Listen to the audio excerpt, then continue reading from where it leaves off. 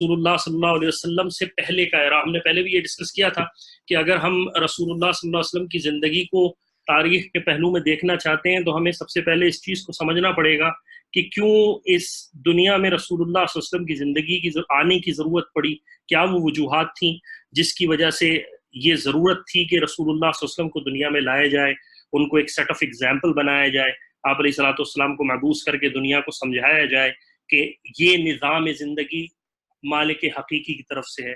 तो इसका पिछला हिस्सा अगर हमें नहीं पता होगा तो इवेंचुअली ये कॉज नहीं समझ में आएगा कि क्यों रसूलुल्लाह सल्लल्लाहु अलैहि वसल्लम मबऊस हुए इस दुनिया के अंदर, और क्या ही वजह थी कि अरब के अंदर मबूस हुए आप अलैहिस्सलातु वस्सलाम। तो इसके बारे में यही हमारा आज का टॉपिक होगा, और ये टॉपिक इस आज के लेक्चर में और इंशाल्लाह आज के टॉपिक में और इंशाल्लाह अगले 2 हफ्ते बाद जो आएगा उसके अंदर भी कंटिन्यू रहेगा। तो ये 2 इंशाल्लाह टॉपिक होंगे जिसके अंदर हम इस चीज़ को कवर अप करेंगे।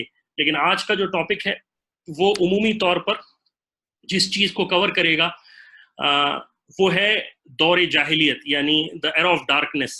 और इसकी ज़रूरत क्यों पड़ी समझने की, जैसे मैंने पहले कहा कि रसूलुल्लाह सल्लल्लाहु अलैहि वसल्लम का इस दुनिया में मबऊस हो जाना असल में कुछ ना कुछ वजह थी, कुछ ना कुछ हालात थे जिसकी वजह से आप अलैहिस्सलातु वस्सलाम को उस दौर में मबूस किया गया, और इसी दौर को जाहिलियत का दौर कहा गया कि यहाँ पर दुनिया में उमूमी तौर पर अंधेरा था। ये तकरीबन 600 सदी के तकरीबन दुनिया के जितने बड़े मज़ाहिब थे उनकी दुनिया में वो सिंबॉलिकली मज़ाहिब रह गए थे। उनके अंदर जो उन मज़ाहिब से कानून थे, उन मज़ाहिब की असल कोर थी, उनका शिर्क के ख़िलाफ़ और उनका जो भी तालीमात थी वो तकरीबन 600 सेंचुरी में वो तकरीबन नापैद होकर रह गई थी, और सिर्फ कावानीन जो थे और वो सिर्फ और सिर्फ अल्फाज की सूरत में रह गए थे। बेज़मीर और मुनाफिक लोगों ने अपने ही दीन में तहरीफें की थी और अपने ही ज़ात के मकसद के फ़ायदे के लिए, अपना मकसद उठाने के लिए दीन के अंदर चेंजेस की थी।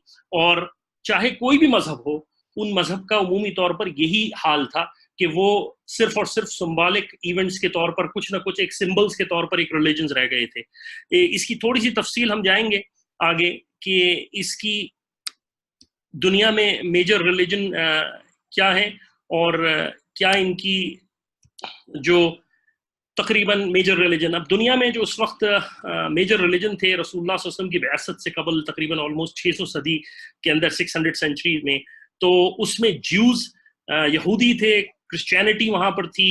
क्रिश्चियनिटी भी मुख्तलिफ फ़िरक़ों में तकसीम हो चुकी थी। पारसी मज़हब था जो ईरानियन एम्पायर थी, फिर बुद्धा जो मज़हब है, और हिंदुइज़्म था, और फिर अरब्स को मैंने इस वजह से उनको अलग लिखा कि ये क्योंकि ये पूजा तो करते थे लेकिन असल में ये दीन इब्राहिमी से इनका ताल्लुक था। लेकिन इनके अंदर भी क्योंकि दुनिया के अंदर जब ये एक कौमों से दूसरी कौमों के अंदर इंटरेक्शन हुआ और इन्होंने बुत परस्ती इख्तियार की, तो इनके अंदर भी आइडल्स की और देवताओं की और बुतों की पूजा आ गई थी। लेकिन फिर भी अरब्स के अंदर कुछ ऐसे लोग मौजूद थे जो कि दीन इब्राहिम यानी कोर अल्लाह ताला की इबादत करने वाले थे।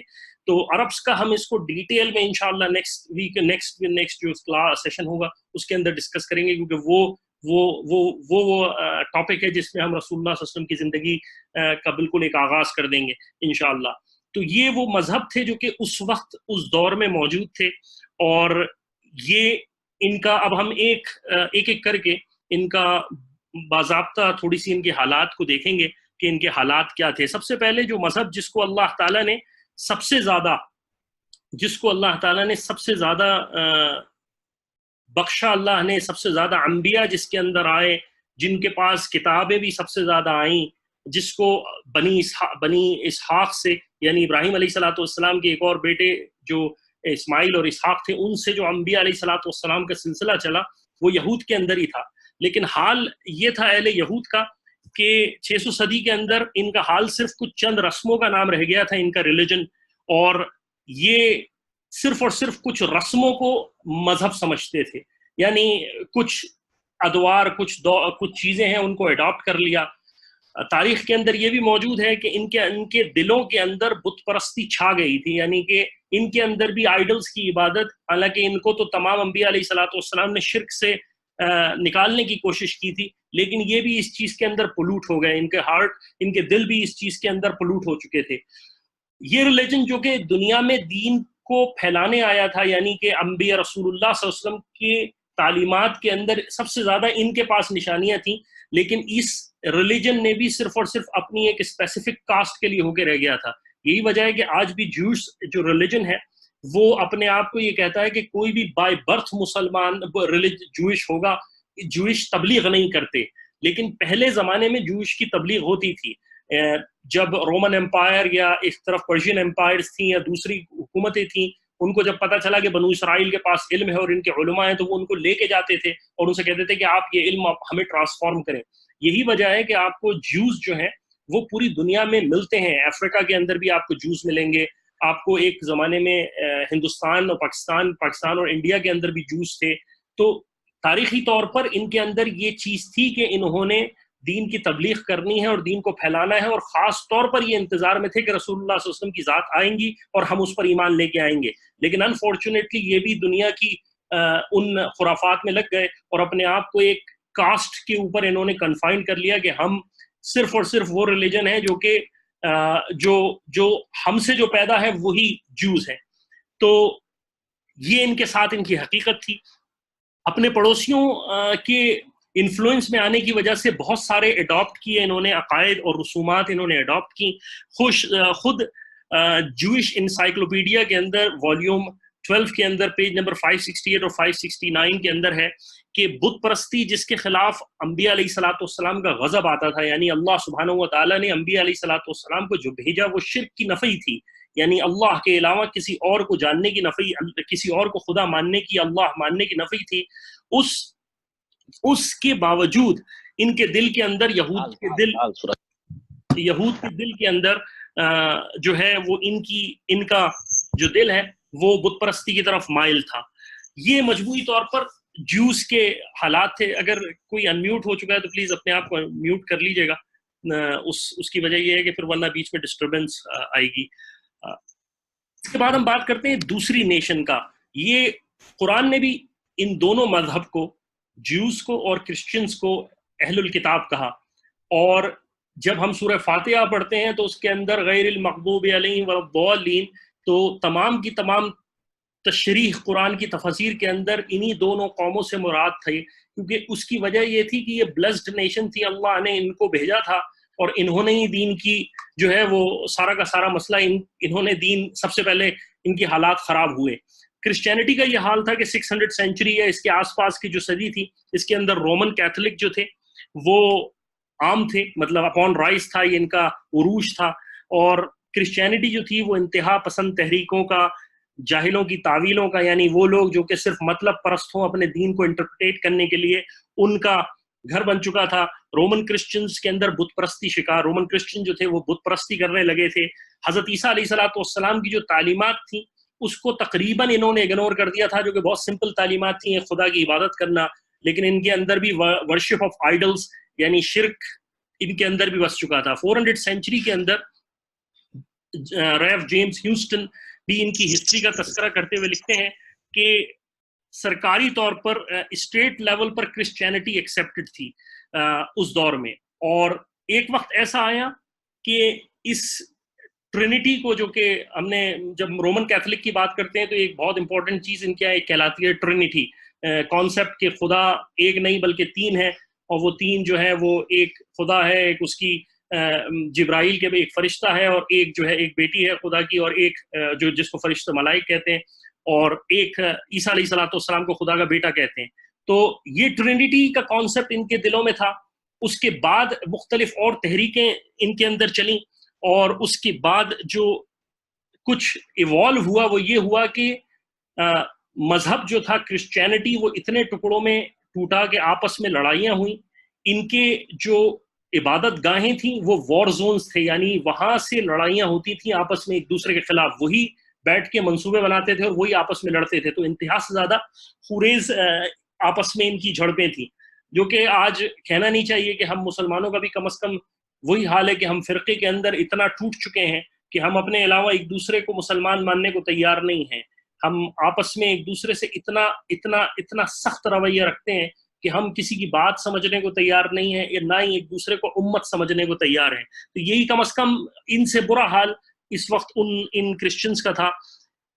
400 سینچری کے اندر انہوں نے باقاعدہ طور پر کرسمس کا آغاز کیا. یہ 400 سینچری کے آس پاس انہوں نے جو میں نے کتابوں میں پڑھا اس کے حوالے سے یہی ہے کہ انہوں نے کرسمس کو جو پہلے اپنے رواج جو اپنے پرانے کسی دوسری قوموں سے رواج اٹھائے تھے اس کو ٹرانسفارمیشن دیتے دیتے فائنلی انہوں نے جو کرسمس کا نام دے دیا اور حضرت عیسیٰ علیہ السلام کی سالگرہ یا برتھ ڈے منانے لگے.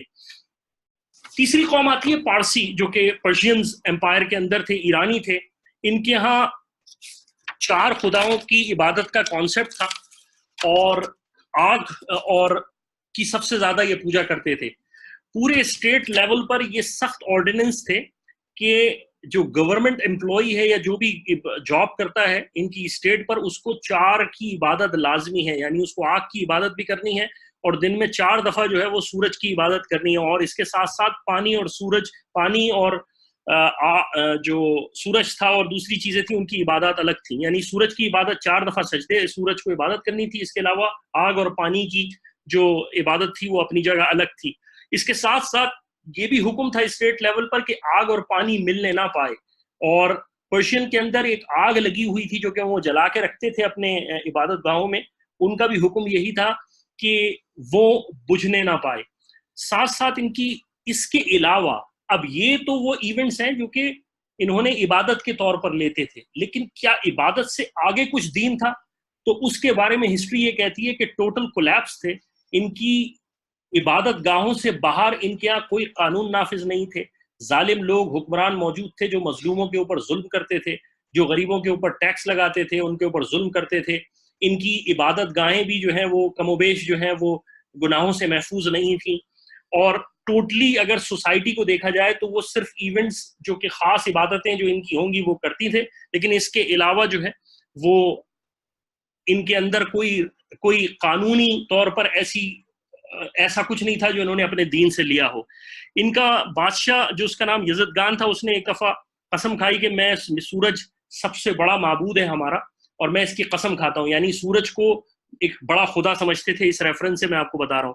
اس کے علاوہ ان کی کیونکہ جنگیں رہیں رومنز اور امپائرز کی، پرشین امپائرز کے ساتھ، تو جو کرسچنز ان کے قبضوں میں آ جاتے تھے، یعنی وہ ان کی جنگوں میں اگر وہ قیدی بن گئے ہیں یا ان کے علاقے ان پرشینز نے لے لیے ہیں، تو ان کے اوپر جب وہ ظلم کیا جاتا تھا اور ان کو یہ کہا جاتا تھا کہ آپ نے کرسچینٹی کو چھوڑنا ہے، تو ان کو یہ کہا جاتا تھا کہ آپ کو مسٹ ہے کہ آپ ہمارے خداؤں کی عبادت کریں. تو ان کے اوپر ایک ریسٹرکشنز لگائی جاتی تھی کہ ان کو یہ کام کرنا ہے.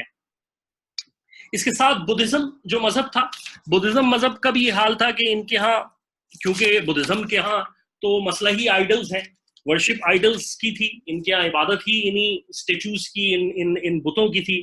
یہ عمومی طور پر انہی بتوں کی پوجا کرتے تھے، اور جب ٹریول کرتے تھے تو جہاں جاتے تھے ان کا ایک اسٹیچو جو اپنا بدھا تھا، جس کو یہ کہتے تھے کہ یہ ہمارا اصل میں ہمیں علم دینے والا یہ ہے، اس کی جو ہے وہ اسٹیچو وہاں جہاں جاتے تھے سفر میں، جہاں آباد ہوتے تھے وہاں اس کا ایک اسٹیچو بنا کے کھڑا کرتے تھے تو عبادت شروع کر دیتے تھے. ان کے اسی عمل کی وجہ سے اکثر اہل علم نے یہ بھی کوشچن اٹھایا کہ بدھا جو ان کا تھا اس کی بھی کیا ٹیچنگ صحیح تھی یا نہیں تھی. یعنی ہو سکتا ہے کہ بدھا نے جو ٹیچنگ دی ہو وہ بھی خدا کے خلاف ہی ہو، اور ان کے اندر بھی خدا کے نہ ماننے کا تصور موجود تھا. یعنی بدھا کو سب کچھ مانا، خدا کو کچھ نہیں، اللہ کو کچھ نہیں. یعنی ایک اوپر کریٹ کرنے والا ایک خدا موجود ہے، اس کو ماننے کا تصور نہیں تھا. آگے چل کے ہندوازم کا ذکر کرتے ہیں کہ ہندوازم کے اندر ہم خود جانتے ہیں، میرے خیال میں آپ میں سے بہت سارے لوگ مجھ سے زیادہ اس کے بارے میں جانتے ہوں گے کہ یہ تو ریلیجن ہی آئیڈلز کا ہے. یعنی بتوں کی پوجا کرنا، بتوں کی عبادت کرنا، بتوں سے مانگنا، بتوں سے سمجھنا، بتوں سے ہی ساری چیزوں کو لینے کا یقین رکھنا.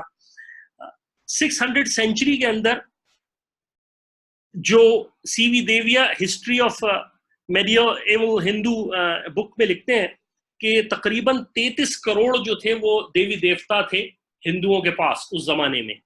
یعنی کہ آپ یہ سوچ لیجئے کہ کس لیول پر شرک عام تھا. اور سوسائٹی کا یہ عالم تھا کہ انہی کتابوں میں تفاسیر کی لکھا ہے کہ ان کی عبادت گاہیں بھی گناہوں سے محفوظ نہیں تھیں. یعنی ان کی عبادت گاہوں میں بھی وہ گناہ ہوتے تھے جو کہ معاشرے میں سب سے غلیظ سمجھے جاتے ہیں، یعنی زنا کے یا اس طرح کے اور بدکاریاں ہوتی تھیں. تو معاشرہ اگر آپ ان تمام کی تمام حالات کو دیکھیں تو یہ پورا کا پورا جو دنیا کا پس منظر تھا، یہ سارا کا سارا جو حالات تھے وہ دنیا کے وہ ایسے تھے کہ ٹوٹلی ڈارکنیس تھی مذہب کے حوالے سے بھی، ٹوٹل ڈارکنیس تھی گورننس کے حوالے سے بھی. یعنی کہ پوری ایسٹ رومنز کی جو امپائر تھی، اگر آپ اس میپ کو دیکھیں تو آپ کو اورنج کلر میں رومن امپائر نظر آئے گی، جو کہ یہ وہ پورا ایریا ہے جو کہ رومن امپائرز کا ہے، جس کا ایجپٹ بھی حصہ ہے، الیگزینڈریا کا پارٹ بھی کچھ حصہ ہے، الجیریا کا بھی کچھ حصہ ہے. اور اگر آپ اسی میپ میں اپنے رائٹ طرف دیکھیں یلو کے اندر تو یہ وہ پرشین امپائر تھی. اور اگر آپ درمیان میں کچھ ایریا دیکھیں جو کہ کم و بیش ایک پنکش ٹائپ کا، سوری ایک کیا کلر کہیں گے مجھے ذہن، پرپل ٹائپ کا کلر ہے، یہ وہ سیریا کا ایریا تھا جو کہ موجود ہے. اور درمیان میں آپ کے وہ سینٹر کا جو عربین ایریا تھا جہاں پر رسول اللہ صلی اللہ علیہ وسلم کی بعثت ہونی تھی. تو یہ ساری کی، اور اس سے اوپر پھر ہندوازم تھا سارا کا سارا. لیکن یہ پورا کا پورا علاقہ جو میں نے آپ کو ہسٹری بتائی، اگر آپ بنیادی طور پر دیکھیں تو انتہا سے زیادہ اخلاقی طور پر گر چکے تھے، انتہا سے زیادہ مذہبی طور پر شرک کے اندر مبتلا تھے. ان کے اندر اپنی ذات کو، اپنے مذہب کو ٹوٹل انہوں نے تبدیل کر دیا تھا. یہ ساری کی ساری حالات موجود تھے. اور حالت یہ تھی کہ تھوڑا سا میں ہسٹری بتا دوں، اگر آپ اس میپ کی طرف توجہ کریں جو کہ نظر آ رہا ہے کہ یہ جو ایریا پرشین امپائر کا اور لیفٹ کا جو ایریا ہے رومن امپائرز کا، ان امپائرز میں آپس میں لڑائیاں ہوتی تھی، جس کی وجہ سے سب سے برا حال سیریا کے لوگوں کا تھا کہ سیریا کے لوگوں پر جو حکومت کرتا تھا وہ ان پر مظالم ڈھاتا تھا. اس کے ساتھ ساتھ رومن امپائر کے اندر ایجپٹ کا علاقہ کیونکہ معدنیات کے حوالے سے اور اکنامیکل حالات کے حوالے سے بہتر تھا، تو یہاں پر بھی جتنی جو بھی رومن امپائر تھی وہ ان کو یہ سمجھتی تھی کہ ان سے بلڈ سک کرو اور اپنے آپ کے لیے استعمال کرو. تو یہ پورا ایریا جو تھا وہ کافی انڈر ظلم کے میں تھا، یعنی بڑی امپائر جو ہے وہ چھوٹوں پر ظلم کرنا ان کا کام تھا. لیکن سبحان اللہ، یہ اللہ کا عجیب نظام تھا کہ جو عرب کا علاقہ تھا وہ بالکل انٹچ تھا، ورجن تھا، یعنی اس پر کوئی حکومت نہیں تھی، یہ الگ لوگ رہتے تھے، یہ اپنے دین پر کسی حد تک قائم تھے، شرک ان کے اندر موجود تھا لیکن پھر بھی دین ملت ابراہیمی کے اوپر ان کے لوگ موجود تھے. اس تمام کی تمام پوری دنیا کے حالات کے اندر اس پورے کی پوری اس ذہن میں بٹھائیے کہ جب آپ کے پاس شرک عام ہو، مذہبوں کی شکلیں تبدیل ہو چکی ہوں، ظلم و بربریت عام ہو قوموں کے اندر، تو اللہ کی طرف سے ایک ایسے انسان کا مبعوث ہونا ضروری تھا جو کہ اللہ کی تعلیم کو اور اللہ کے حکم کو نافذ کر سکے دنیا کے اندر، اور ایک ایسا نظام لا سکے جو کہ اللہ کی طرف سے عطا کیا ہوا ہو اور اللہ کی ان ٹیچنگ پر ہو جو کہ اصل کور ہیں اللہ کی، جس کو سارے انبیاء علیہ الصلوۃ والسلام لائے تھے. یعنی سارے انبیاء علیہ الصلوۃ والسلام جس تعلیمات کو لائے تھے وہ ساری کی ساری تعلیمات جو ہیں وہ ان پر بالکل ان کا آنا موجود ہونا ضروری ہو. یہ بھی تو ہو سکتا تھا کہ کوئی حاکم آ جاتا، لیکن حاکم وہ کام نہیں کر سکتا، اللہ کا قانون نہیں لا سکتا. اگر ہم یہ بات کہیں تو غلط نہیں ہوگا کہ رسول اللہ صلی اللہ علیہ وسلم کی بعثت کے لیے، رسول اللہ صلی اللہ علیہ وسلم کی اس دنیا میں آنے کے لیے اللہ تعالی نے اس دور کو چنا جو کہ سب سے زیادہ تاریک ترین تھا.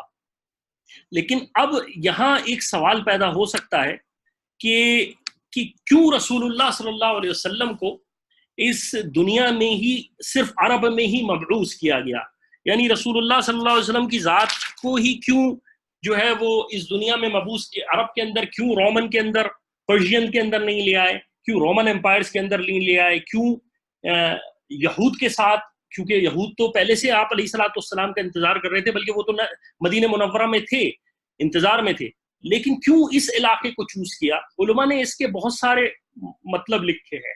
ایک تو سب سے بڑی وجہ یہ ہے کہ اس علاقے کی آبادی ہی دراصل رسول اللہ صلی اللہ علیہ وسلم کے آنے کی خبر دیتی ہے. یعنی ابراہیم علیہ الصلوۃ والسلام کو، ابراہیم علیہ الصلوۃ والسلام عراق کے اندر ہیں، یعنی اگر آپ اس میپ پہ نظر ڈالیں تو عراق آپ کے بالکل جو ہے وہ اوپر کی طرف ہجرا کا ایریا اس علاقے میں آپ کو ملے گا. سیریا کے آس پاس اگر آپ دیکھیں ہرا کا ایریا, یہاں سے ہجرت کر کے ایک ایسے انجان علاقے میں آ کے اپنے آپ کو بسا دینا جہاں پہ نہ کوئی آدم ہو اور نہ آدم زاد ہو, ایسا کیسے ہو سکتا ہے؟ اس کا مطلب یہی ہے, یہ اس چیز کی خبر تھی کہ یہاں ایک نبی آنے والا ہے. اب سوال اسی پہ میں واپس آتا ہوں کہ کیوں رسول اللہ صلی اللہ علیہ وسلم کو مکے میں مبعوث کیا گیا. علماء نے اس کی سب سے بڑی یہ بات لکھی ہے کہ یہ قوم گو کے شرک میں مبتلا ہو گئی تھی, لیکن اس قوم میں کچھ لوگ ابھی باقی تھے جو کہ دین ابراہیمی پر تھے, یعنی وہ اللہ کو ایک مانتے تھے, اللہ کی وحدانیت کو ماننے والے تھے اور اس دین پر قائم تھے. دوسری بات یہ تھی کہ یہ قوم اپنے عہد میں بہت پکی تھی, یعنی اگر کوئی بات کہتی تھی تو اس پر عمل اور اس پر پکا جم جاتی تھی, سچ کہتے تھے. میں نے اپنے استاد اپنے انجینئرنگ کے دور میں جب ہمیں مفتی تقی عثمانی دامن برکاتہم عالیہ کے بھائی ولی راضی صاحب, جنہوں نے رسول اللہ صلی اللہ علیہ وسلم کی سیرت کے اوپر کتاب لکھی ہادی عالم کے نام سے, اور اس کتاب کی خصوصیت یہ تھی کہ وہ اس کتاب کے اندر ایک نقطہ بھی نہیں ہے, یعنی اردو میں پورا لکھی گئی ہے لیکن اس کتاب کے اندر ایک ایسا لفظ استعمال نہیں ہوا جس میں کوئی نقطہ ہو. اس کتاب کے اندر, اس کتاب کا نام ہے ہادی عالم, یعنی ہادی عالم رسول اللہ صلی اللہ علیہ وسلم ہادی ہیں عالم اس دنیا کے لیے پیغام لانے کے. حضرت علی کو لکھنا تھا تو انہوں نے داماد رسول لکھا ہے, یعنی ایسے لفظ استعمال کیے. اگر آپ اور میں یہ سوچنے بیٹھ جائیں 2 لائنیں لکھنے کے لیے تو لکھنا مشکل ہو جاتے ہیں. انہوں نے تقریباً 200 پیجز کی کتاب رسول اللہ صلی اللہ علیہ وسلم کی سیرت کے لیے پر لکھی, اور یہ شاید معجزہ رسول اللہ صلی اللہ علیہ وسلم کا ہی ہے کہ انہی کے لیے ایسی کتابیں یا انہی کے لیے ایسے عوامل لکھے جا سکتے ہیں جو کہ ایسے معجزات ہوں. تو یہ معجزہ ان کا, یہ شاید ان کا کمال نہیں بلکہ رسول اللہ صلی اللہ علیہ وسلم کی ذات کا کمال تھا کہ انہوں نے, تو وہ کہتے تھے کہ اللہ سبحانہ و تعالیٰ نے عرب کو اس لیے چنا کہ یہ ایک تو حقیقت میں اپنے پیکٹس کے اوپر, اپنے وعدوں کے اوپر قائم رہنے والی قوم تھی, اور اپنی سچ کہنے والی, یعنی جس بات پر جم گئے اس پر جم گئے. 2 کے قتل غارت میں بہت زیادہ تھے, 2 کے ظلم و ستم میں بہت زیادہ تھے, لیکن اس کے باوجود سچ پر قائم تھے, سچ کہتے تھے, بات کہتے تھے, اور جس معاہدے کو کر لیں اس معاہدے پر جم جاتے تھے. یہ وہ فیکٹ تھا جس کی وجہ سے اللہ سبحانہ و تعالیٰ نے اس قوم کے اندر مبعوث فرمایا. اور اس کے ساتھ ساتھ اللہ تعالیٰ کو کیونکہ سب سے بہترین انسان کو اس دنیا میں اتارنا تھا, اس لیے رسول اللہ صلی اللہ علیہ وسلم کی ذات کو ایسے ہی لوگ, ایسے ہی انسسٹرز ہونے چاہیے تھے رسول اللہ صلی اللہ علیہ وسلم کی ذات کے, جو کہ اپنی ذات میں بہت بہترین ہو. تو آپ علیہ الصلوۃ والسلام کی ذات خالی کے ساتھ ساتھ آپ کے جتنے انسسٹرز ہیں ان کی ذات بھی اتنی ہی پاک و صاف, یعنی ان کے اندر بھی صاف ستھرے لوگ موجود تھے.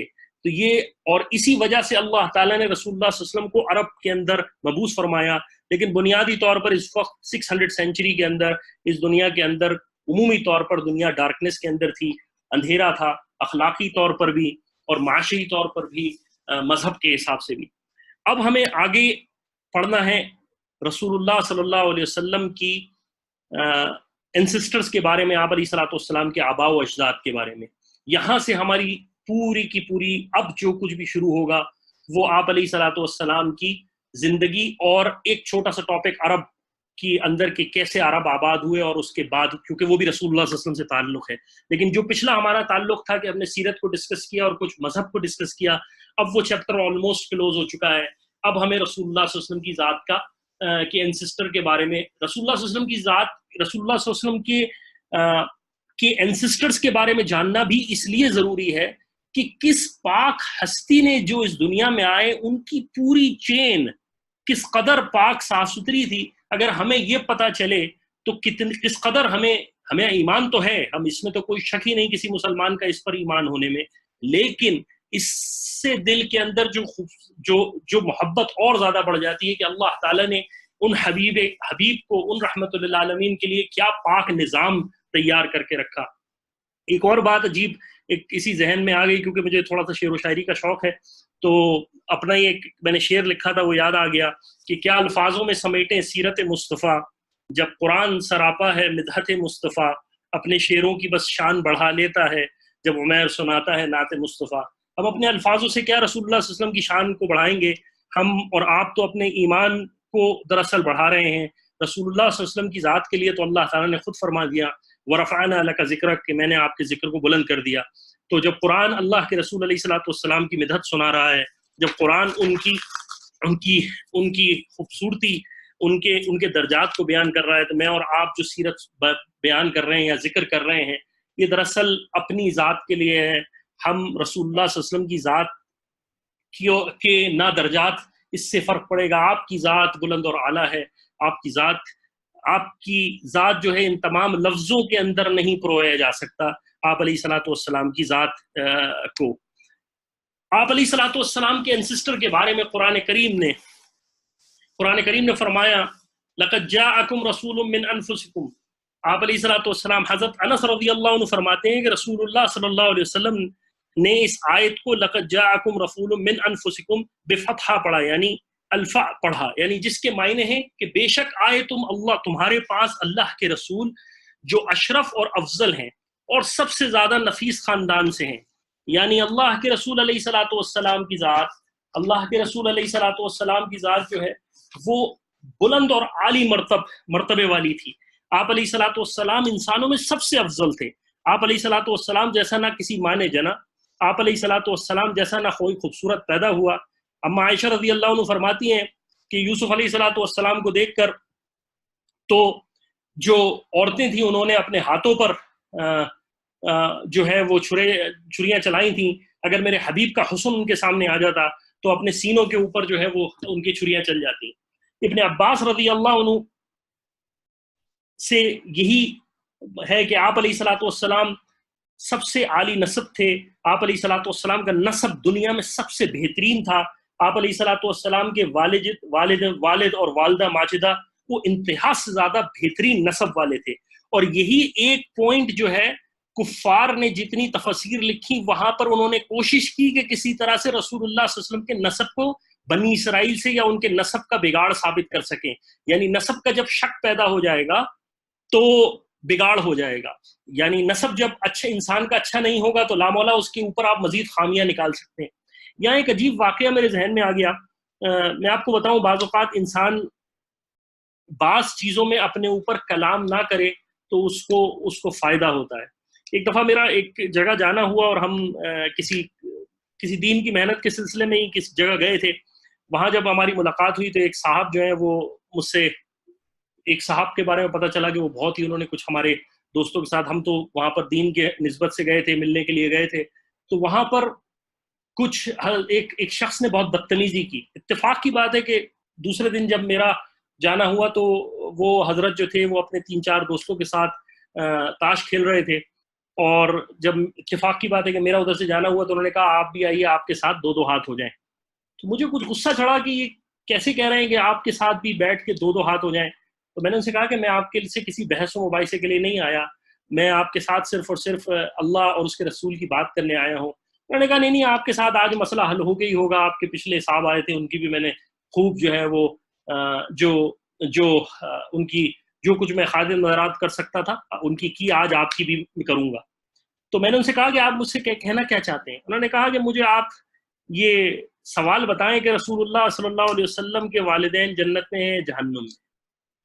عجیب بات یہ دیکھیے کہ جب مجھے یہ بات سنی تو میرا جو ٹیمپریچر تھا وہ بالکل کنٹرول سے باہر تھا.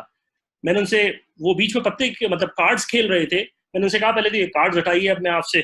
میرے ساتھی نے کہا کہ یار آپ چھوڑ دیجئے ان کے ساتھ، آپ بات نہ کریں کہ یہ بدتمیزی پہ اترے ہوئے ہیں. تو میں نے ان سے کہا کہ یہ آپ نے بات اس وقت اس شخص نے ایسی بات کہہ دی ہے کہ اب مجھے اس کے ساتھ بات کرنا ضروری ہے، اب میرے تمام لحاظ تمام چیزیں ختم ہو گئی. میں ان کے ساتھ بیٹھا، وہ مجھ سے بولنے لگے آپ مجھے اس کا جواب دیجئے کہ اللہ کے رسول علیہ الصلوۃ والسلام کے والدین جنت میں ہیں جہنم میں.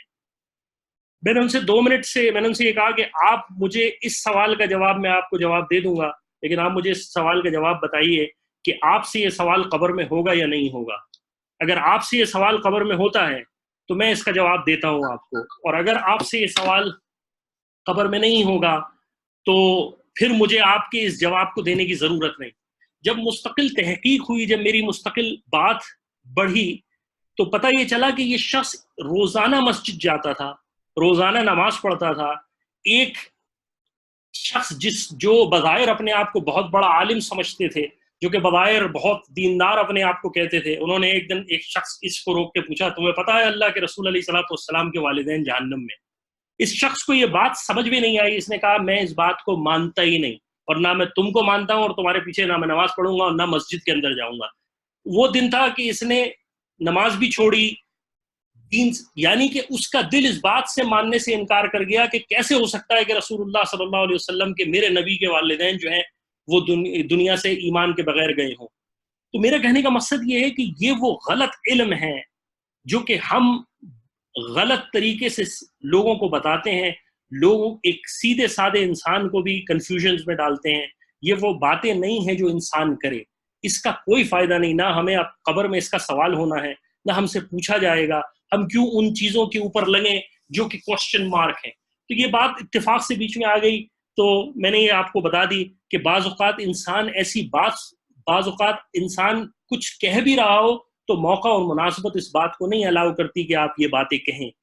تو جب پھر بات میری اس سے تفصیلاً ہوئی، میں نے ان کو سمجھایا کہ دیکھیں آپ اس بات کو چھوڑ دیجئے، یہ معاملہ اللہ کا ہے اور اس کے رسول کا معاملہ ہے، وہ اللہ جانے، کیونکہ اس کے بارے میں قول موجود ہیں، میرے پاس اپنی دلائل موجود تھے اس وقت شاید، یا اس وقت نہیں اسٹڈی ہوگی مجھے، لیکن بہرحال مجھے پتا کچھ نہ کچھ اس کا ضرور تھا، لیکن میں نے اس پہ اسی بات پر کنفائن کیا کہ آپ سے یہ نہ سوال دنیا میں ہوگا نہ آپ سے قبر میں ہوگا، آپ اس کے متحمل نہیں، آپ اپنے اعمال کے متحمل ہیں۔ لیکن اس کی محبت رسول اللہ صلی اللہ علیہ وسلم سے اتنی تھی کہ اس شخص نے مطلب اس وجہ سے اس شخص کی نفرت میں کہ وہ شخص مسجد آتا ہے، اس کی وجہ سے اپنا دین چھوڑ دیا۔ تو بعض اوقات انسان ایسے الفاظ دہن نکال دیتا ہے کیونکہ انسان کے لیے تکلیف ہے۔ ہم کیوں ان معاملات کو چھیڑیں جن کے اوپر علماء نے بات کی ہے؟ ہمارا یہ کام نہیں، نہ ہمارا منصب ہے۔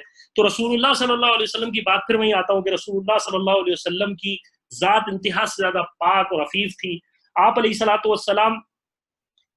السلام نے ارشاد فرمایا، ایک حدیث میں آپ علیہ السلام نے ارشاد فرمایا کہ میرے والدین میں سے کسی نے کبھی زنا نہیں کیا، یعنی میرے آباء و اجداد نے آدم سے لے کر اب تک کسی نے زنا نہیں کیا۔ یعنی رسول اللہ صلی اللہ علیہ وسلم کی اتنی پاک ذات تھی کہ اللہ تعالیٰ نے آپ علیہ السلام کے دنیا میں مبعوث ہونے سے کے لیے آپ علیہ السلام کے پورے انسسٹر کو اس گناہ سے محفوظ رکھا۔ اس کی دوسری دلیل میں آپ کو بتاتا ہوں کہ قرآن کریم نے جب اما عائشہ رضی اللہ عنہ پر تہمت لگائی منافقوں نے، اما عائشہ رضی اللہ عنہ ایک سفر میں تھیں، رستے میں رہ گئیں، اور آپ علیہ السلام کی ہماری اما عائشہ رضی اللہ عنہ پہ منافقین نے تہمت لگائی، اور جب تہمت لگائی تو اس کی تہمت اس قدر پھیل گئی کہ عام صحابہ بھی، یعنی بدری صحابہ بھی اس میں آ گئے، اس پروپیگنڈے میں آ گئے۔ تو قرآن کریم میں سورہ نور کے اندر پورا ایک رکوع نازل ہوا اما عائشہ رضی اللہ عنہ کے لیے، اور اس کی سورہ نور کی آخری رکوع میں 16 نمبر آیت کے اندر اللہ تعالیٰ فرماتے ہیں تم نے سنتے ہی کیوں نہ کہہ دیا کہ سبحان اللہ، یہ بہتان عظیم ہے۔ یعنی جب یہ تمہیں خبر ملی ہے لوگوں کہ نبی کی بیوی کے اوپر غلط بہتان لگایا، تو تم نے یہ سنتے ہی کیوں نہیں کہہ دیا کہ یہ سبحان اللہ، یہ بہتان ہے اور ہم اس پر لب کشائی نہیں کر سکتے، یعنی ہم اپنے اوپر سے، ہم اپنی زبان سے یہ کلمہ نہیں کہہ سکتے۔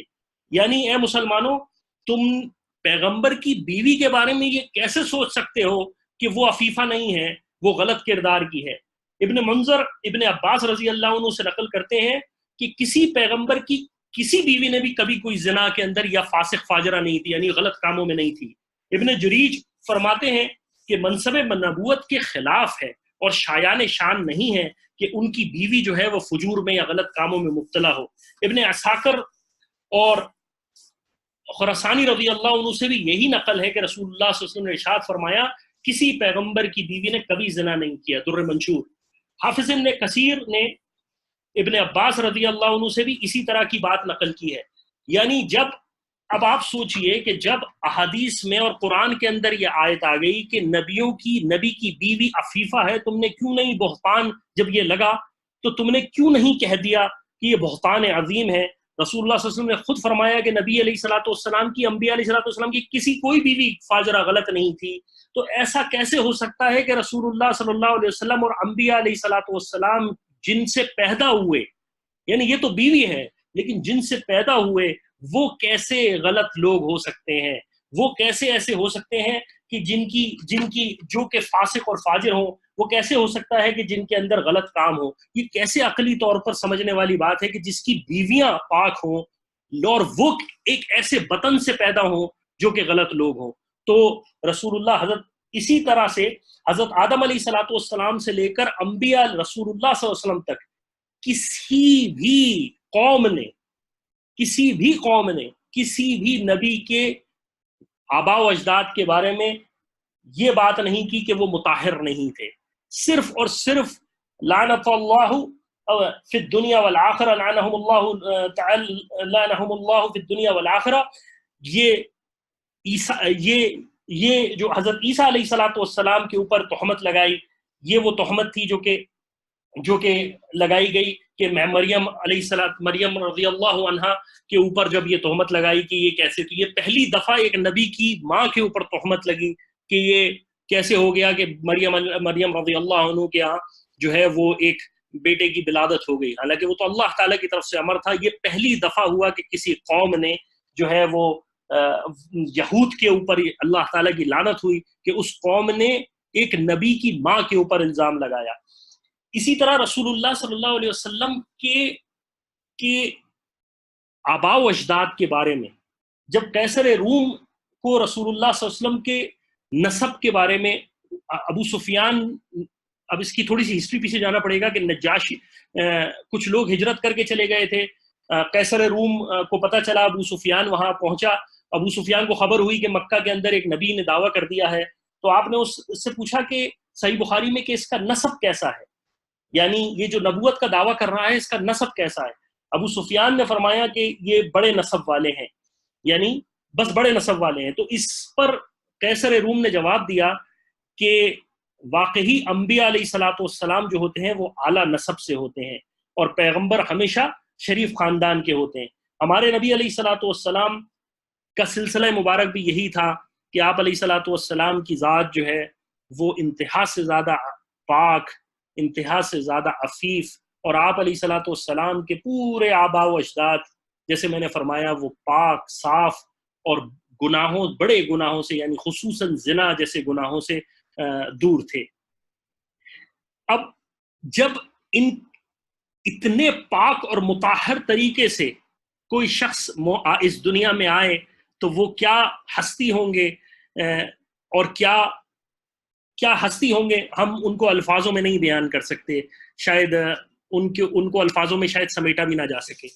یہ رسول اللہ صلی اللہ علیہ وسلم کا پورا فیملی ٹری ہے جو کہ یہاں سے شروع ہوتا ہے، نیچے سے اگر آپ دیکھیں محمد لکھا ہے، اور حافظ اسقلانی رحمہ اللہ علیہ فرماتے ہیں کہ امام بخاری نے اپنی جامع صحیح میں نسب کو عدنان تک لکھا ہے، یعنی رسول اللہ صلی اللہ علیہ وسلم کا جو نسب ہے، اگر آپ کو یہاں دیکھ رہے ہوں اور میرا پوائنٹر آپ کو نظر آ رہا ہو، اگر آپ حضرات کو میرا پوائنٹر نظر آ رہا ہے اگر آپ دیکھیں تو یہاں پر ایک تھوڑا سا ڈارک کر کے عدنان یہاں پر موجود ہے، رسول اللہ صلی اللہ علیہ وسلم جہاں موجود ہے محمد لکھا ہوا ہے، اس سے لیفٹ کے اوپر اگر آپ 1 2 3 تیسری لائن میں آ جائیں عدنان تک.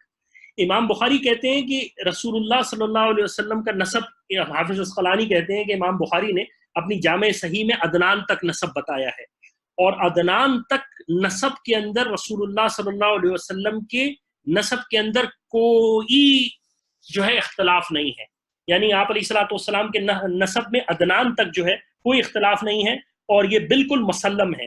اس کے ساتھ ساتھ یہ بات بھی بالکل مسلم ہے کہ آپ حضرت عیسیٰ علیہ الصلوۃ والسلام کی اولاد ہیں. عبداللہ بن عباس رضی اللہ عنہ سے مروی ہے کہ رسول اللہ صلی اللہ علیہ وسلم جب نسب اپنا بیان فرماتے تو عدنان تک بیان فرماتے. اس کے ساتھ ساتھ ایک اور بات بھی ہے کہ حضرت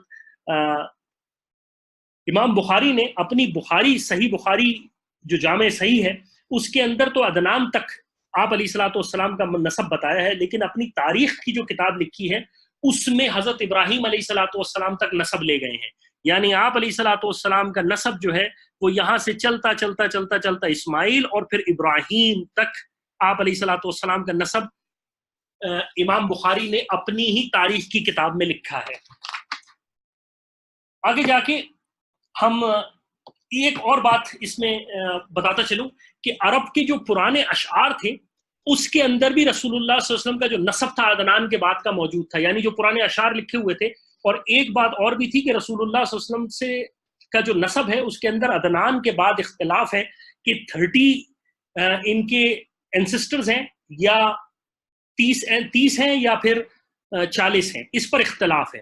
لیکن وہ اختلاف بظاہر اختلاف لگتا ہے لیکن اختلاف نہیں، کیونکہ عرب کے اندر بعض دفعہ بڑے کسی شخص کو نسب کا حصہ بنایا جاتا ہے. یعنی اس کی مثال کہہ لیں کہ اگر میرے والد صاحب، میں خود ہوں اور میرا والد جو ہے وہ اتنا امپورٹنٹ شخص نہیں رہا لیکن میرے دادا رہے ہیں، تو والد کا نام ہٹ جائے گا، دادا کی طرف انسان کی نسبت ہو جائے گی. تو اگر یہ چیز موجود ہے تو 40 اور 30 کے اندر پھر فرق نہیں رہتا، کہ ہو سکتا ہے کہ وہ 40 بھی اپنی جگہ موجود ہوں لیکن کیونکہ عرب کے رواج سے وہ شرنک ہو کے 30 رہ گیا ہو. یہ وہ تھوڑے سے جو معاملات تھے آپ علیہ الصلوۃ والسلام کے، آپ علیہ الصلوۃ والسلام کا یہ نسب تھا. اس کے علاوہ آپ علیہ الصلوۃ والسلام کے، جیسے میں نے بتایا کہ آپ علیہ الصلوۃ والسلام کا نسب سب سے زیادہ بہترین تھا. حافظ، یہی بات میں نے ابھی کہی، حافظ عسقلانی فرماتے ہیں کہ امام بخاری اپنی جامع صغیر میں کہ آپ کا نسب عدنان تک فرماتے ہیں، لیکن اپنی تاریخ میں حضرت ابراہیم علیہ الصلوۃ والسلام تک لے کے چلے جاتے ہیں. اختلاف اس میں ہے کہ عدنان سے اسماعیل تک کتنی پوچھتے ہیں، بعض 30 بتلاتے ہیں، بعض 40 بتلاتے ہیں. اب والدہ کی طرف سے آپ کا نسب، والدہ کی طرف سے آپ کا نسب جو تھا وہ یہ تھا، بنت آمنہ تھے، اس کے بعد آمنہ جو تھیں وہ وہب کی بیٹی تھیں، پھر اس کے بعد بن عبد مناف، بن زہرہ، اور اس کے بعد بن کلاب. اور کلاب پر آ کر، یعنی کلاب کے اوپر آ کر ماں اور باپ کا جو نسب ہے وہ ایک ہو جاتا ہے. یعنی تیسری یا چوتھی پیچھے بیک اگر ہم چلے جائیں تو والدہ اور والدہ کا والدہ اور باپ کا نسب جو ہے، فادر اور مدر کا نسب جو ہے وہ ایک ساتھ جوائن ہو جاتا ہے. اب اس کے بعد ہم تھوڑا سا اللہ کے رسول علیہ الصلوۃ والسلام کے خاندان کے بارے میں بھی تھوڑا سا پڑھ لیں. یہ جو نسل ہم نے پڑھی، یہ سارے جو عدنان تک ہے، ان عدنان کا اگر ان تمام کا ایک چھوٹا ایک تذکرہ کر لیں تو اس سے ہمیں اور تھوڑی سی علمی طور پر ایک سکون ملے گا کہ کس قدر خوبصورت یہ تمام کے تمام آبا و اجداد رسول اللہ صلی اللہ علیہ وسلم کے تھے. عدنان کے بارے میں یہ اصل میں آپ کو اس طرح سے ملے گا. عدنان اگر آپ لیفٹ پہ دیکھیں تو عدنان لکھا ہوا ہے، اس کے بعد پھر ہم معد پڑھیں گے، اس کے بعد پھر نزار پڑھیں گے، پھر مدر پڑھیں گے، الیاس پڑھیں گے، اس طرح سے، کیونکہ عدنان سب سے اوپر ہے. میں نے جیسے بتایا تھا کہ عدنان وہ ہیں جو کہ رسول اللہ صلی اللہ علیہ وسلم جب اپنا نسب بتاتے تھے تو عدنان تک بتاتے تھے. انہی کے بارے میں ہم ذرا پلیز اپنا مائک اگر میوٹ کر لیں، جزاکم اللہ خیر. عدنان جو تھے وہ قیدار بن اسماعیل علیہ الصلوۃ والسلام کی اولاد میں سے ہیں، یعنی اسماعیل علیہ الصلوۃ والسلام سے پہلے قیدار اور ان کی اولادوں میں سے تھے. عدنان کے بارے میں آپ علیہ ابن عباس رضی اللہ عنہ سے روایت ہے کہ آپ ملت ابراہیمی پر تھے، یعنی کہ آپ شرک میں مبتلا نہیں تھے، آپ ابراہیم علیہ الصلوۃ والسلام کا جو دین تھا اس پہ تھے. معد جو آپ علیہ الصلوۃ والسلام کے خاندان انسسٹرز میں سے ایک تھے، یہ ان کے بارے میں ہے کہ یہ بڑے جنگجو اور بہادر تھے اور ساری عمر انہوں نے بنی اسرائیل سے جنگ میں گزاری ہے. امام تبری فرماتے ہیں معد بن عدنان بخت نصر کے زمانے میں 12 سال کے تھے. بخت نصر ایک بڑا بادشاہ تھا اور اس زمانے میں ایک پیغمبر اترے تھے جن کا نام تھا ارمیہ علیہ الصلوۃ والسلام. ان کو اللہ تعالیٰ کی طرف سے، یعنی ان ارمیہ علیہ الصلوۃ والسلام کو اللہ کی طرف سے وحی آئی کہ بخت نصر کو اطلاع دو کہ ہم نے اس کو عرب پر مسلط کیا، یعنی بخت نصر کو تم یہ حکم دو کہ تمہیں عرب کی طرف جانا ہے. اور معد بن عدنان، یعنی معد جو آپ علیہ الصلوۃ والسلام کے خاندان کے ایک شخص ہیں، ان کو اپنے ساتھ براق پر سوار کرواؤ، یعنی ان کو اپنے ساتھ رکھنا. اسی لیے معد کی صلب میں سے، اس لیے کیوں رکھو، اس لیے کہ معد کے اینسسٹرز، معد کی فیملی میں سے ایک نبی آنے والا ہے جس سے میں سلسلہ ختم کروں گا. اور اسی وجہ سے علماء نے، اہل کتاب نے عدنان، معد کا عدنان جو نسب ہے وہ معروف ہے، یعنی کہ ان کے نسب کے اندر کوئی شک و شبہ ہی نہیں ہے. اس کے بعد نزار آتے ہیں. نزار جو ہے ان کے بارے میں ہے کہ جس کے نزار کے معنی ہے قلیل ہونا، یعنی کم ہونا. اور اس نزار کیوں قلیل کہا جاتا تھا؟ کیونکہ یہ اپنی مثال آپ تھے. ان کا اس زمانے میں ان جیسا بہت کوئی شخص نہیں تھا. علامہ سہلی فرماتے ہیں جب نثار پیدا ہوئے تو ان کی پیشانی پر نور محمدی چمک رہا تھا۔ اب آپ یہ سوچ لیجئے کہ کس قدر زبردست بات ہے کہ جن کے اینسسٹرز جب پیدا ہو رہے ہیں تو ان کی پیشانیوں پر نور چمک رہا ہے، جس کو دیکھ کر نزار کے جو والد تھے وہ بے حد مسرور ہوئے، انہوں نے خوشی منائی، اور انہوں نے بہت خوشی منائی۔ نزار کے بارے میں آتا ہے کہ آپ اپنے زمانے کے انتہا سے زیادہ حسین و جمیل تھے اور سب سے زیادہ عقلمند اور دانشمند نکلے۔ ان کے بارے میں اہل علم نے لکھا ہے کہ مدینہ کے قریب مقام ذات الجیش میں ان کی قبر ہے، یعنی کہ ان کی قبر معروف ہے مدینہ کے ایک علاقے ذات الجیش کے اندر۔ اب جن حضرات کو تاریخ سے دلچسپی ہو اور وہ مدینہ منورہ میں جا کے تحقیق کرنا چاہیں، وہ جا کے دیکھ کر بھی سکتے ہیں، اور ہمیں بھی بتا سکتے ہیں اور لوگوں کو بھی بتا سکتے ہیں کہ وہاں لامولا کسی سے پوچھنا پڑے گا کہ یہ علاقہ کون سا ہے۔ مدر جو تھے ان کا اصل نام عمر تھا، اور ابو الیاس ان کی کلیت تھی۔ مدر جو تھا دراصل لقب پڑ گیا تھا، اور ان کو دہی یعنی یوگرٹ اور کھٹا جو تھا وہ بہت پسند تھا، اسی لیے ان کا نام جو ہے مدر مشہور ہو گیا تھا۔ ابن سعد نے طبقات میں عبداللہ بن خالد سے روایت کیا کہ رسول اللہ صلی اللہ علیہ وسلم نے ارشاد فرمایا کہ مدر کو برا نہ کہو، وہ مسلمان تھا، یعنی مدر کو برا مت کہو، وہ مسلمان تھا، یعنی کہ جب ہم مسلمان کی بات کرتے ہیں تو وہ یہ تھا کہ وہ مقام وہ ملت ابراہیمی پر ہوگا۔ الیاس، ان کے بعد جو نام آتا ہے وہ الیاس کا ہے۔ رسول اللہ صلی اللہ علیہ وسلم نے الیاس کے بارے میں بھی فرمایا، ان کا نام حضرت الیاس علیہ السلام کے نام پر پڑھا، اور الیاس علیہ السلام کے نام پر ان کا نام دیا گیا۔ رسول اللہ صلی اللہ علیہ وسلم نے ارشاد فرمایا کہ الیاس کو برا مت کہو، وہ مومن تھا۔ اس کے بعد مدرکہ ہیں۔ جمہور کا قول ہے کہ مدرکہ ان کا لقب تھا، لیکن ان کا نام عمر تھا۔ محمد بن اسحاق کہتے ہیں ان کا نام عامر تھا، اور اللہ تعالیٰ نے ان کو ہر قسم کی عزت اور رفعت سے نوازا تھا۔ میں نے جتنا کچھ پڑھا ہے ان میں مجھے کہیں بھی ایک جگہ یہ نہیں لگا کہ رسول اللہ صلی اللہ علیہ وسلم کے جتنے انسسٹر تھے عدنان تک، ان میں سے کوئی ایک شخص بھی کے بارے میں یہ کلام ہوا ہو کہ یہ شخص ٹھیک نہیں تھا، یا تو وہ بہت خوبصورت تھے، یا وہ بہت سخی تھے، یا وہ بڑے حسین و جمیل تھے، یا بڑے اعلیٰ حکمت والے تھے۔ اسی سے آگے چلتے ہیں تو ہم خزیمہ کا نام آتا ہے، یہ بھی رسول اللہ صلی اللہ علیہ وسلم کے خاندان کے انسسٹرز سے تھے۔ ابن عباس رضی اللہ عنہ فرماتے ہیں یہ بھی ملت ابراہیمی پر مرے۔ کنانہ آتے ہیں۔ کنانہ عرب میں بڑے جلیل القدر سمجھے جاتے تھے، ان کے علم و فضل کی وجہ سے دور دراز سے لوگ مستقل ان کی زیارت کے لیے آتے تھے۔ اس کے بعد نضر جو تھے وہ حسن و جمال کی وجہ سے ان کو نضر کہتے تھے، ان کا اصل نام قیس تھا۔ اس کے بعد مالک جو تھے وہ عرب کے بڑے سرداروں میں سے تھے، یعنی جب یہ اپنی وجود یعنی ان کی یہ دنیا میں موجود تھے تو یہ عرب کے بڑے سردار تھے۔ اس کے بعد جو آتے ہیں وہ ہے فہر ہیں، انہی کی اولاد کو قریشی کہتے ہیں، یعنی فہر کی جو اولاد تھی انہی کو قریشی کہتے ہیں۔ امام شافعی رحمہ اللہ علیہ سے بھی یہی منقول ہے کہ قریش نضر بن کنانہ کی اولاد ہے، یعنی قریش جو ہے وہ نضر بن کنانہ کی اولاد ہے۔ آگے چل کے تھوڑا سا قریش کا ذکر آتا ہے کہ قریش کیا ہے۔ قریش آپ علیہ السلام نے فرمایا قرشی تھے۔ قریش ایک لفظی جو معنی ہیں وہ ایک بحری جانور کے ہیں، جو قوت کافی بڑا جانور ہوتا ہے جس کو کہتے تھے عرب، اور اس جانور کی مثال اس طرح سے تھی کہ یہ تمام اپنے جو آس پاس کے چھوٹے جانور تھے ان کے اوپر ان کو ہڑپ کر لیتا تھا، یا اس کی بہادری اور شجاعت مشہور غالب ہو جاتا تھا، ان کے اوپر آ جاتا تھا۔ ابن نجار اپنی تاریخ میں لکھتے ہیں کہ ایک مرتبہ ابن عباس رضی اللہ عنہ حضرت معاویہ رضی اللہ عنہ کے پاس آئے تو عمر بن عاص رضی اللہ عنہ موجود تھے۔ عمر بن عاص رضی اللہ عنہ نے ابن عباس رضی اللہ عنہ سے فرمایا کہ تم قریشی ہو اور لوگ تم کو بہت بڑا عالم سمجھتے ہیں۔ ابن عباس رضی اللہ عنہ بڑے عالم تھے، تم کوئی قریش کے بارے میں یہ تو بتاؤ کہ تم کو قریش کیوں کہا جاتا ہے؟ تو ابن عباس رضی اللہ عنہ نے بھی یہی بات کہی جو کہ میں نے آپ کو پہلے بیان کی، کہ قریش کے معنی سمندر کا جانور جو کہ بہت بڑا تھا اس کے بارے میں تھی، اور اسی طرح انہوں نے اشعار پڑھے جس کے مطلب بھی یہی تھے۔ اگر کسی کو قریش کے بارے میں مزید تحقیق کرنی ہو تو وہ عمدۃ القاری شرح بخاری دیکھ سکتا ہے، اس میں پوری ڈیٹیل موجود ہے۔ اس کے بعد ہم پڑھتے ہیں کعب کے بارے میں۔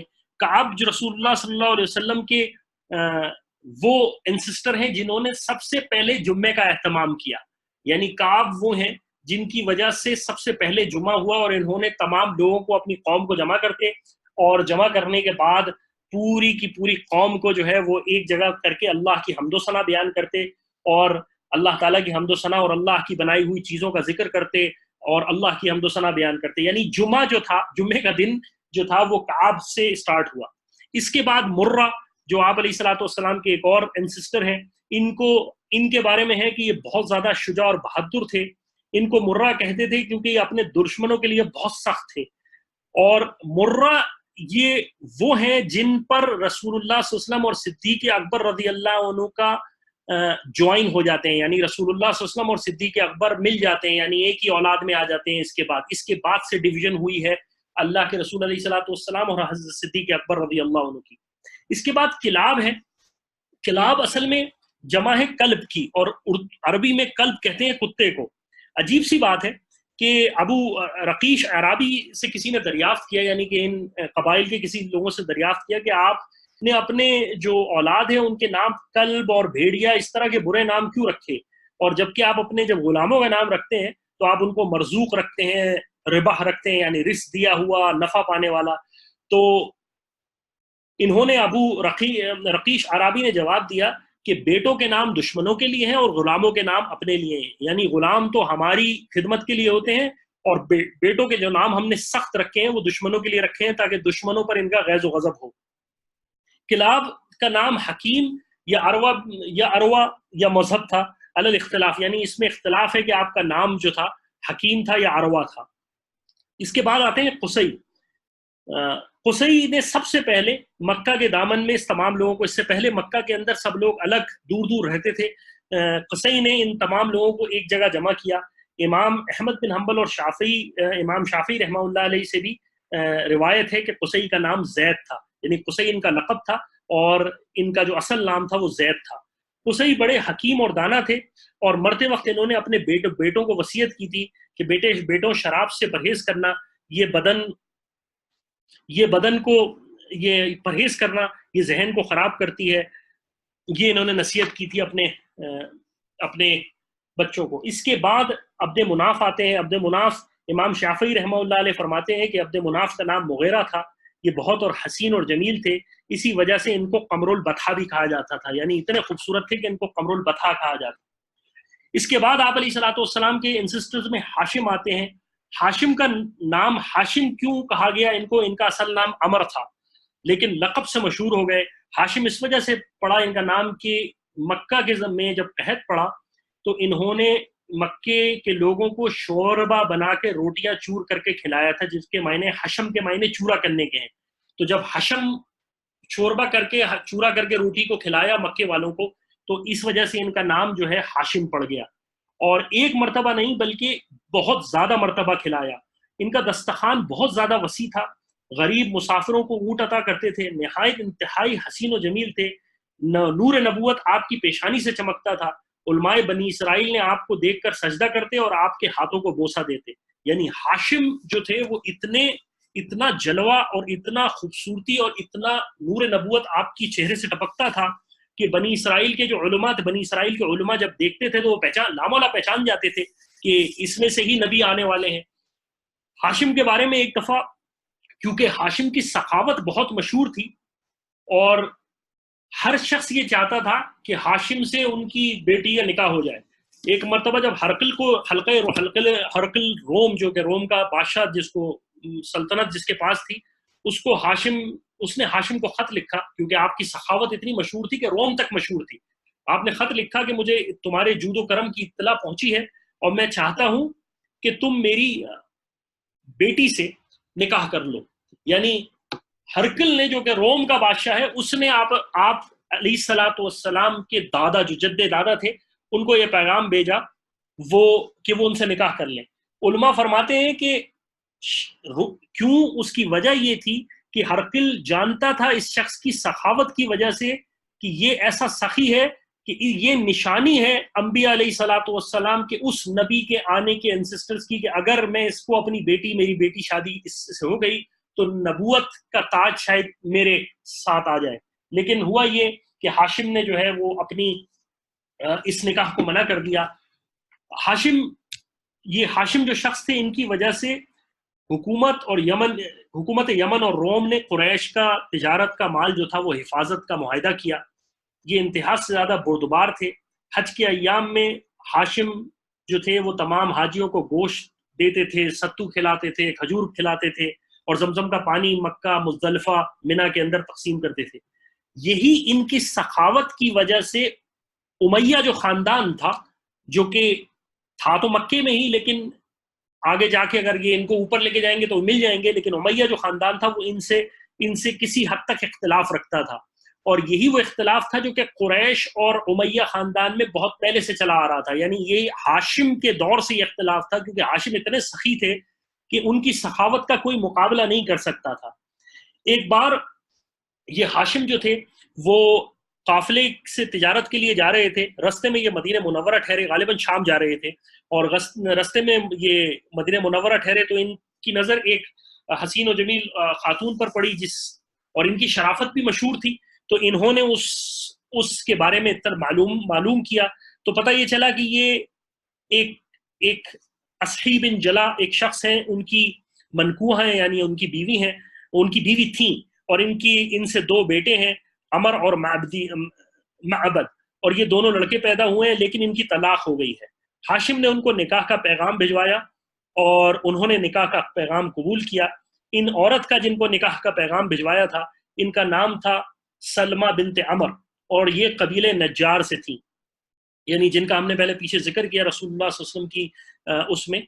यहाँ पर ये जो है, ये जो हाशिम थे, इन्होंने जिन औरत से शादी की, इनका ये कबीले नज्जार से थी। इसके बाद इनका निकाह हुआ हाशिम से, और निकाह होने के बाद ही कुछ ही दिन बाद इनको खुशखबरी मिली कि सलमा जो है, सलमा बिनते अमर जिनसे शादी हुई थी, उनके वतन में अब्दुल मुत्तलिब जो है वो उनकी खुशखबरी मिली, और अब्दुल मुत्तलिब पैदा हुए।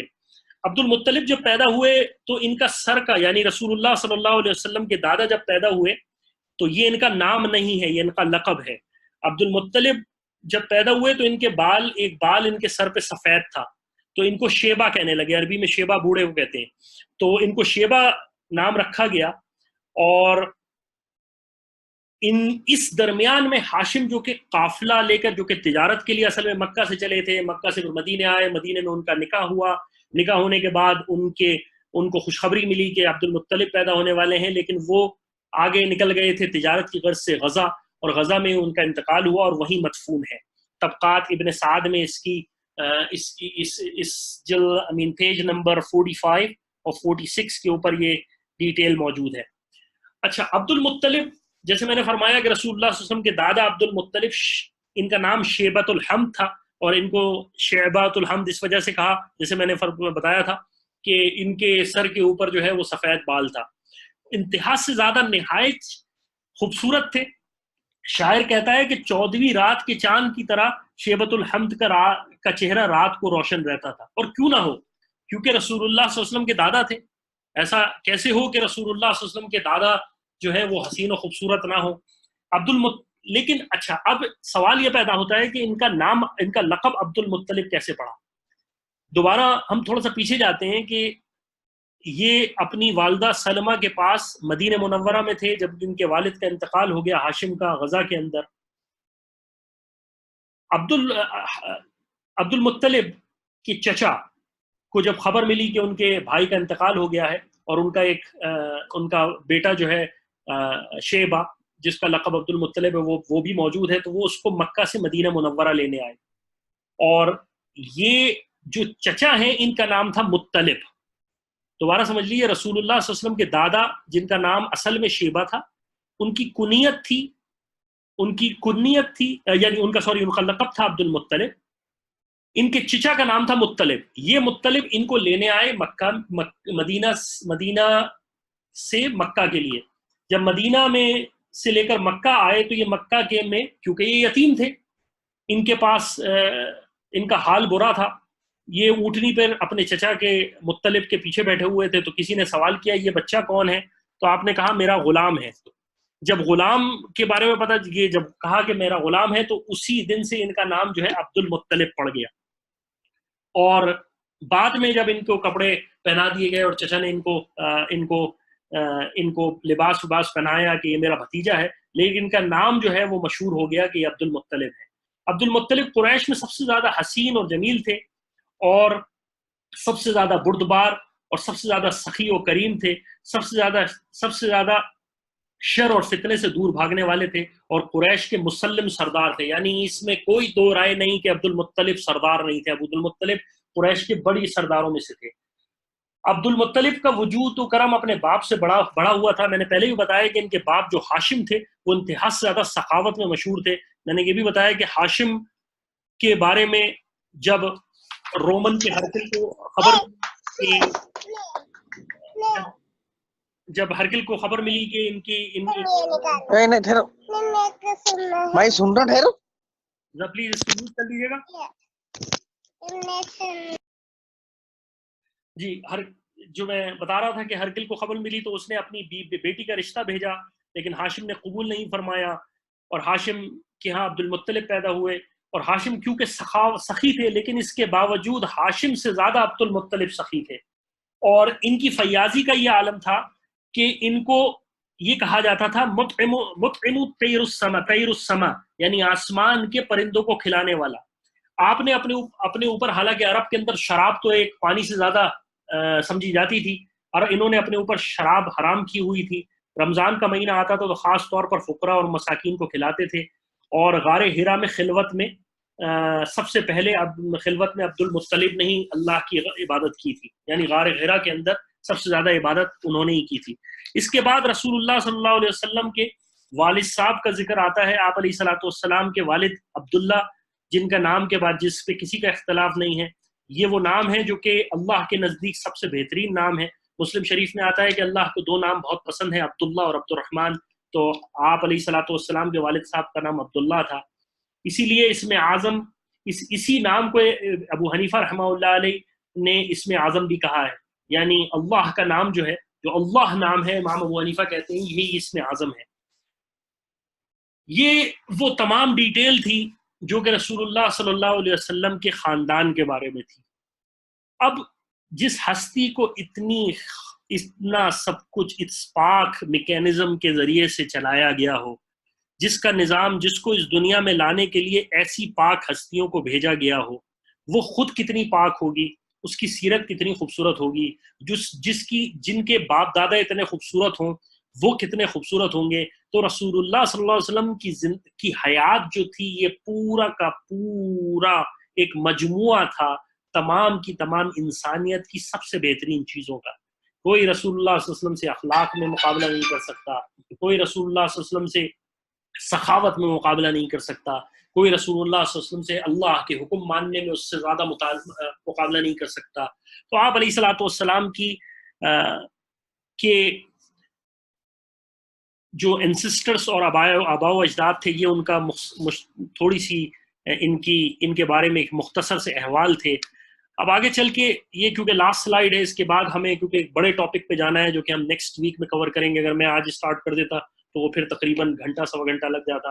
ہم کوشش تو یہی کرتے ہیں کہ ہمارے پاس جو کچھ بھی ٹائم ہو وہ ہم 1 سے سوا گھنٹے کے اندر اپنا سیشن ختم کر دیں۔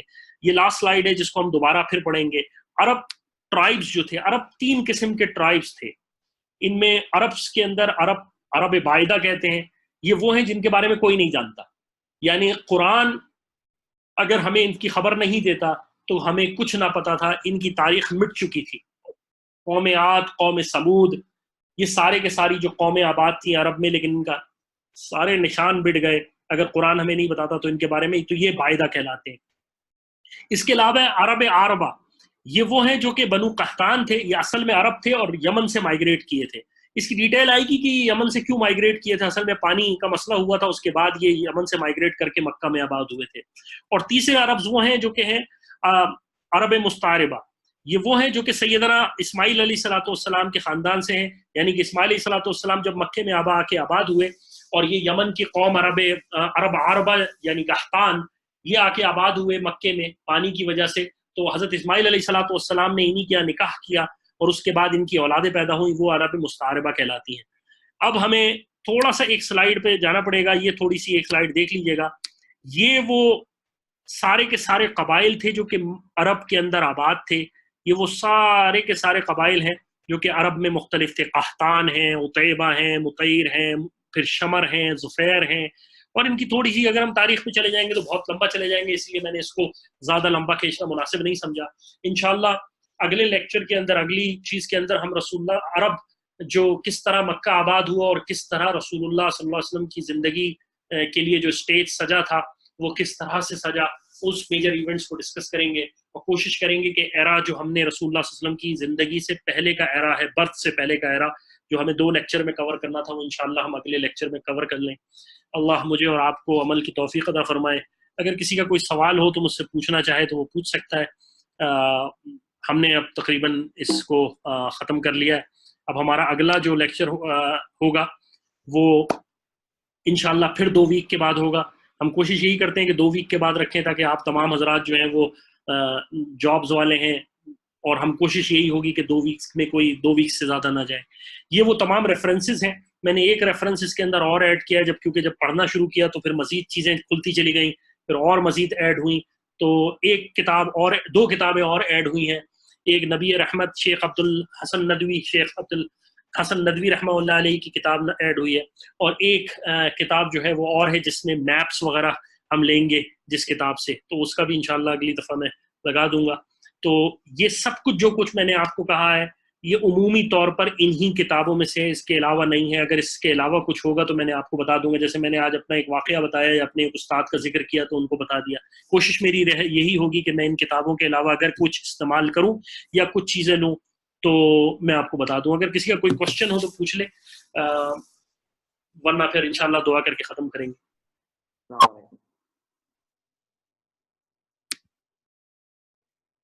السلام علیکم. جی وعلیکم السلام. جی میں پچھلا لیکچر مس ہو گیا تھا، تو اس کی ریکارڈنگ مل سکتی ہے؟ آپ لوگ ریکارڈ کر رہے ہیں؟ جی ریکارڈ ہم کر رہے ہیں، اور انشاءاللہ اصل میں پہلا لیکچر جو ہے ہمارا رہ گیا تھا، مجھ سے ریکارڈنگ نہیں ہوئی تھی، مجھ سے ہی غلطی تھی. یہ تو اب ریکارڈ ہو چکا ہے اور یہ انشاءاللہ اپلوڈ بھی ہو جائے گا. اور کوشش میری یہ ہے کہ میں ہر لیکچر سے پہلے ایک ریکیپ بھیج دیتا ہوں واٹس ایپ کے گروپ کے اوپر، تو وہ بھی سن لیں گے تو انشاءاللہ اس میں بھی میری بھی ریویژن ہو جاتا ہے اس حوالے سے، اور آپ لوگوں کو بھی فائدہ ہو جائے گا.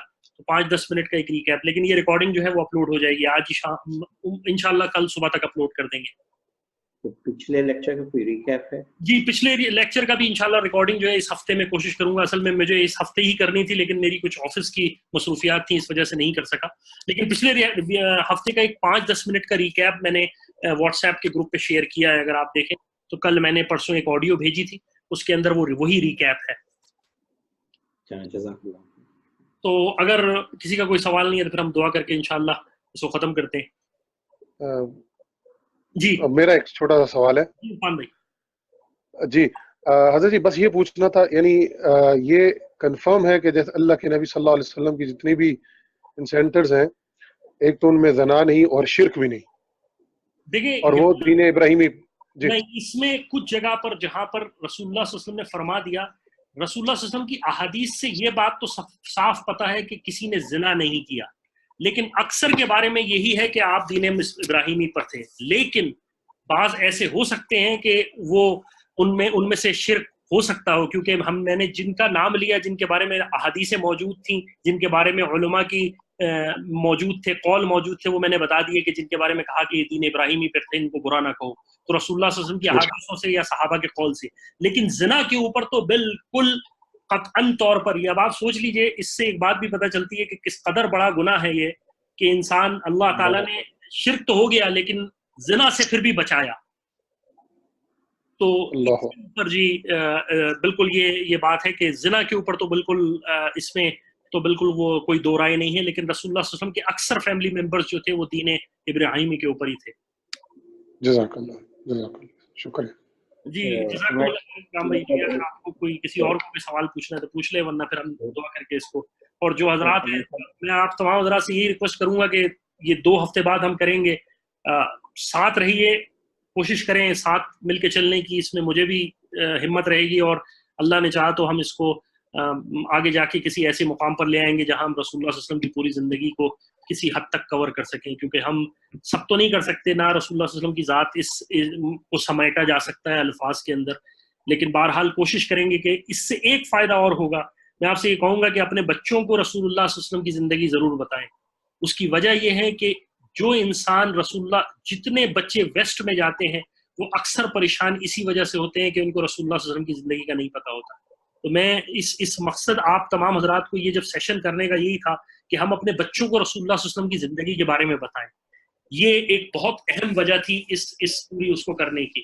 تو اب ہم دعا کر لیتے ہیں اور اس کے بعد انشاءاللہ سیشن کو ختم کریں گے. الحمدللہ رب العالمین والصلاۃ والسلام علی رسول الانبیاء المرسلین. اللہم لک الحمد ولک الشکر، اللہم لک الحمد ولک الشکر، اللہم لک الحمد ولک الشکر. یا اللہ جو کہا گیا سنا گیا عمل کی توفیق عطا فرما. یا کریم یا رحیم، رسول اللہ صلی اللہ علیہ وسلم کی ذات واقعی عالی ذات ہے. آپ علیہ الصلوۃ والسلام کی ذات کی خوبصورتی کو، آپ علیہ الصلوۃ والسلام کے حسن کو، آپ علیہ الصلوۃ والسلام کی سیرت کو الفاظوں میں نہیں سمیٹا جا سکتا.